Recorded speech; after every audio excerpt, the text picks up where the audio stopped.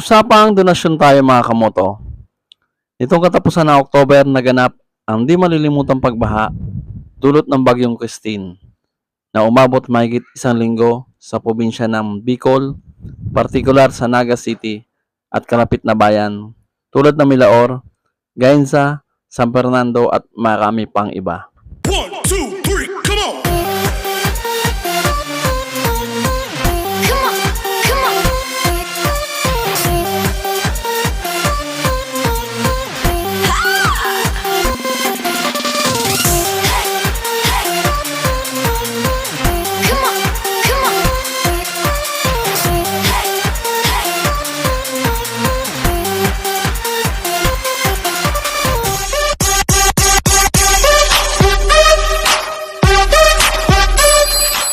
Sa nakita namin sa mga balita at social media ay atubili kaming naglungsad ng fundraising upang makalikom para makatulong sa Bicol.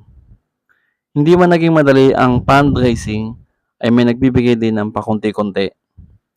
Pero kahit maliit, kapag pinagsama-sama ay dumarami at lumalaki din.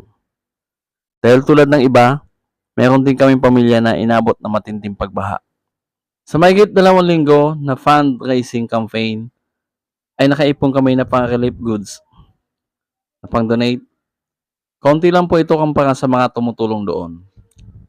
Pero malaking bagay ito para at least makapagbigay kahit paano. Dahil ngayon ko napatunayan na hindi kailangan maging mayaman o nakaupo ka sa gobyerno para makatulong ka sa kapwa mo. Yung halimbawa mo lang yung isang araw na pagbaha na nangyari sa Kalakhang, Maynila ay malaking hirap na tulad ng pagkasira sa mga naipundar nila.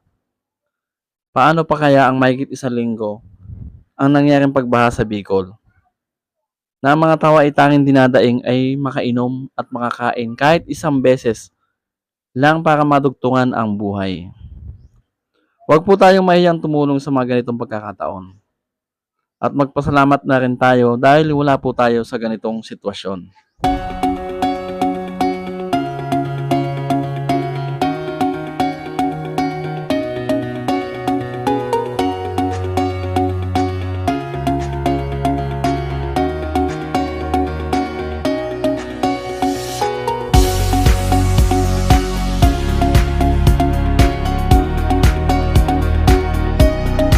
Kaya po nagpapasalamat kami sa lahat na nagbigay sa amin upang makalikom.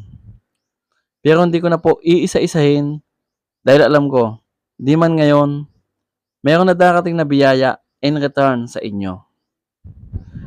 Gumawa ako ng vlog na ito hindi para magpa-impress kundi para maging halimbawa.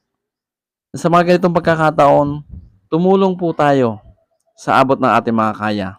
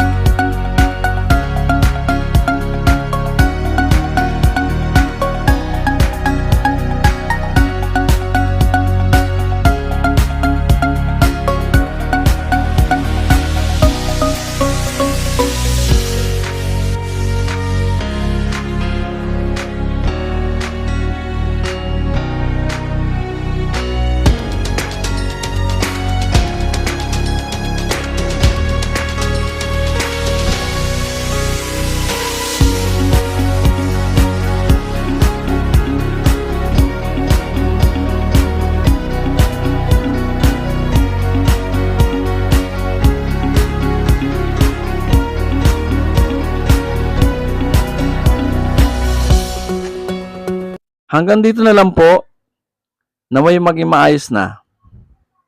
At maging alisto po tayo sa mga ganitong kalamidad para mas maiwasan ang malalang sitwasyon.